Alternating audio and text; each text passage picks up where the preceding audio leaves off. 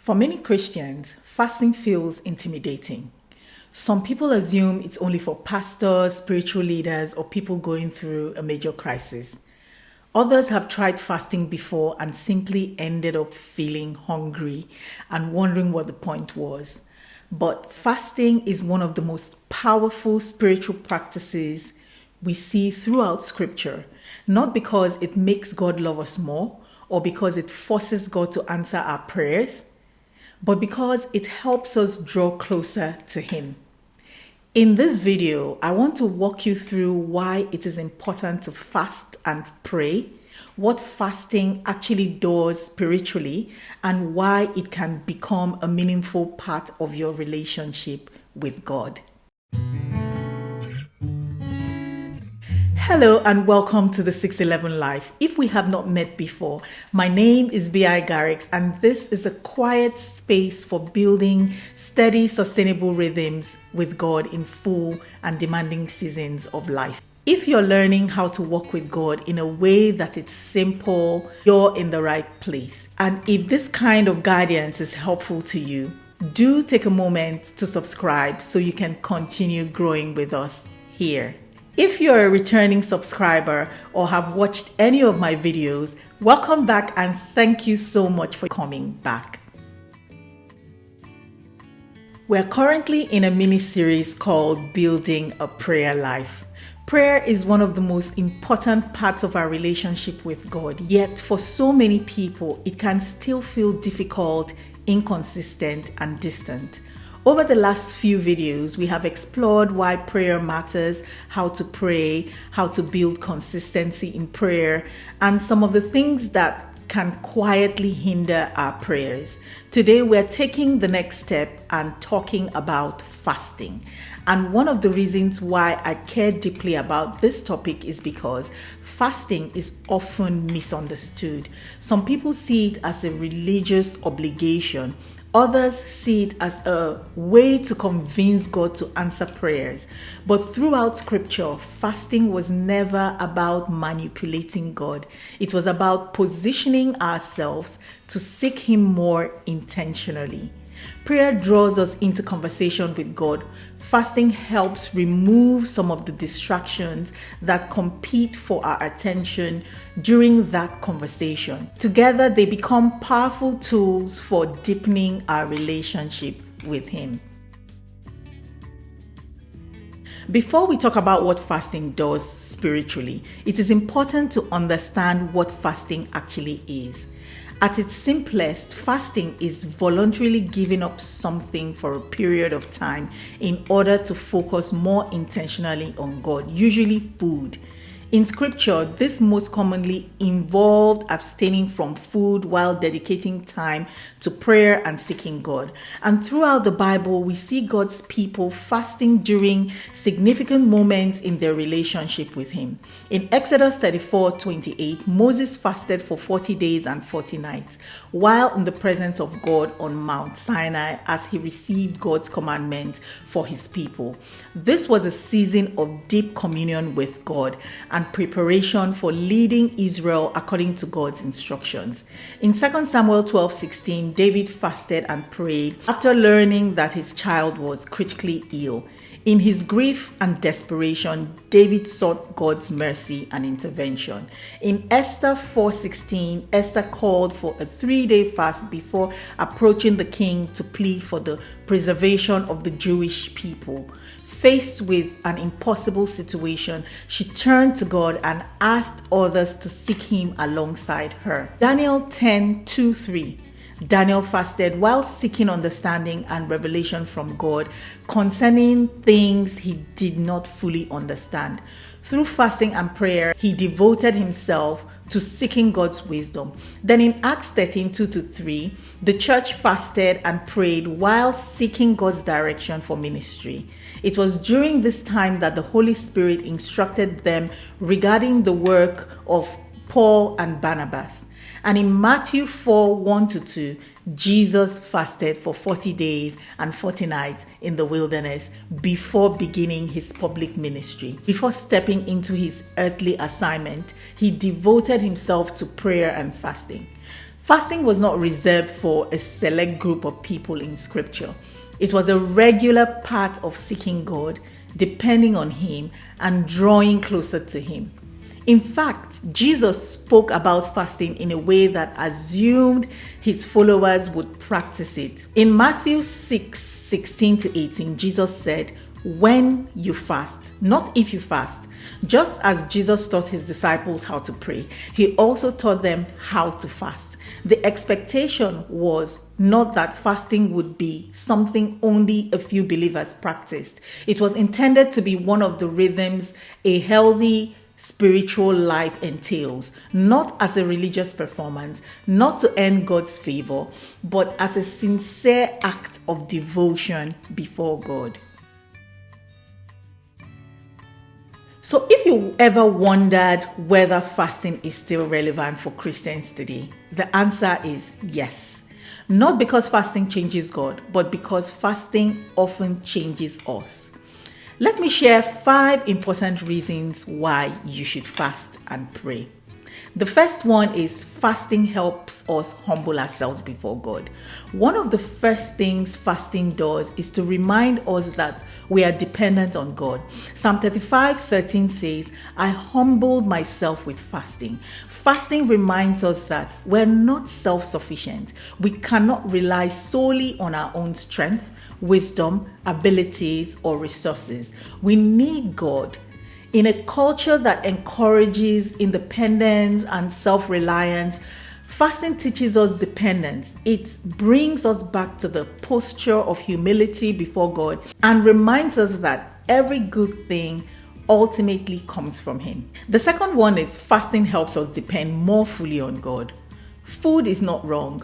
Comfort is not wrong. The things we enjoy in life are gifts from God. But sometimes we become so accustomed to certain comforts that we forget where our true source of strength comes from. When Jesus was fasting in the wilderness, He said in Matthew 4:4, "Man shall not live by bread alone, but on every word that comes from the mouth of God." Fasting reminds us that our deepest need is not physical. Our greatest need is God Himself. Each moment of hunger becomes a reminder to turn our attention back to Him. Each moment of discomfort becomes an opportunity to seek Him more intentionally. 3 is fasting helps us focus our hearts on God. One of the biggest challenges in modern life is distraction. There is always something competing for our attention. Notifications, work, responsibilities, social media, entertainment, even good things can fill our minds so completely that we struggle to create space for God. Fasting helps quiet some of that noise. It creates intentional moments throughout the day where we are reminded to pray, reflect, worship, and spend time in scripture. Psalm 46:10 says, "Be still and know that I am God." Fasting helps us cultivate that stillness, not because God suddenly becomes easier to hear, but because we become more attentive to Him. Number 4 is fasting helps strengthen spiritual discipline. Spiritual growth requires intentionality. Galatians 5:22-23 tells us one of the fruits of the Spirit is self-control. When we voluntarily say no to something we want for a greater purpose, we are training ourselves to place God above our immediate needs. This discipline often carries over onto other areas of life. It helps us become more intentional with our choices, more aware of our habits, and more responsive to God's leading. Fasting reminds us that not every desire needs to be immediately satisfied. Sometimes there is value in waiting, surrendering, and seeking God first. Number 5 is fasting helps us seek God's direction. Throughout scripture, people often fasted during significant moments when they needed direction. In Acts 13, the church was worshiping and praying and fasting when the Holy Spirit gave direction regarding the ministry of Paul and Barnabas. Notice that fasting did not force God to speak. It positioned God's people to listen. Sometimes we're so busy asking God for answers that we forget to slow down and listen. Fasting creates space for reflection. It helps us quiet competing voices, and it allows us to seek God's wisdom with greater focus and intentionality. Why this matters is because fasting is not about proving anything. It's not about earning God's favor, and it's not about convincing God to do something he was unwilling to do. Fasting is about creating space. Space to seek God, space to listen, surrender, remember that he's our source. And when fasting is combined with prayer, it often deepens our awareness of God's presence and strengthens our relationship with him. One of the most powerful passages about fasting is found in Isaiah 58, and I would like for you to take your time to go read it after watching this video. In that chapter, God reminds his people that fasting is not simply about going without food while continuing to live unchanged lives. True fasting produces humility. It softens our hearts. It leads us towards obedience. It increases compassion for others, and it helps align our lives more closely with God's heart. The goal of fasting has never been religious for its own sake. The goal is transformation. In Matthew 6:16-18, Jesus says, "Moreover, when you fast, do not be like the hypocrites with a sad countenance, for they disfigure their faces that they may appear to men to be fasting. Assuredly, I say to you, they have their reward. But you, when you fast, anoint your head and wash your face, so that you do not appear to men to be fasting, but your Father who is in the secret place, and your Father who sees in secret will reward you." We are not to display our fasting and prayer to the world to acknowledge our devotion to God or show how spiritual we are. Christ says you already have your reward from men. This is something to urge us to be very careful about fasting and how we seek human recognition. This is what the Word of God says, and we should abide by it. Fasting also has several health benefits for our bodies according to scientific research, such as improving our blood sugar control. It triggers cellular cleanup, aids weight and fat loss, enhances heart health, reduces chronic inflammation, and boosts brain function. Another thing I would like to add about fasting is that in this modern age, fasting from other things that take our attention can be very helpful as well. Imagine fasting from food and water, but spending all that time watching Netflix to distract yourself from hunger or scrolling on social media. I don't think that is beneficial, as you have not actually used the time to focus on God. We all have and know the things that distract us. I personally delete my Instagram app when I am on a fast, basically because that's the only social media I'm actually active on, and it helps me to focus more time on God. Fasting from other things apart from food can also help us.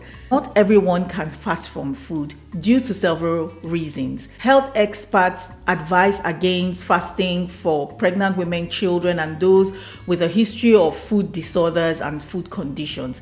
Kindly discuss with your GP if you have a health concern when you want to embark on a fast. As we intentionally make room for God, He begins to shape our hearts, our priorities, and the way we walk with Him. That is what makes fasting so valuable, not because of what we give up, but because of what God does within us as we seek Him.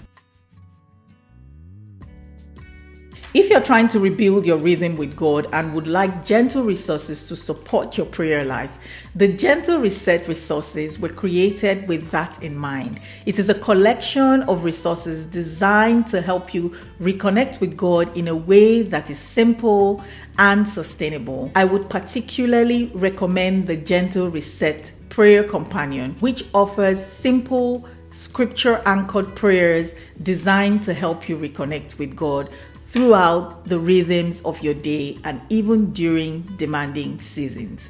There's also Conversations with My Father, a prayer journal created as a quiet space to help you slow down, reflect, pray honestly, and deepen your relationship with God through journaling. Check out the 611 Life Resource Hub with useful free resources like the Beginner's Bible Study Guide, printable scripture cards, and other tools to support your journey. You will find them all linked below in the description. Also, check out season 3 of the 611 Life podcast. And this season's theme is Returning to the Beginning, where I share Bible stories through the book of Genesis. This season, we have been walking through Genesis with intention, and I share some of my personal reflections and learning from years of Bible study. This may be a beautiful companion alongside your journey with scripture study and prayer. The podcast is also now available on YouTube, so you can listen here as well. You'll find it linked below in the description as well.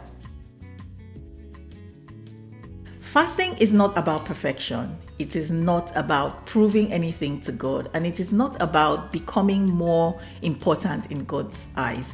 It is simply one of the ways we intentionally make room for Him. So if fasting feels unfamiliar or intimidating, start small, approach it with humility, approach it with prayer, approach it with a sincere desire to know God more deeply.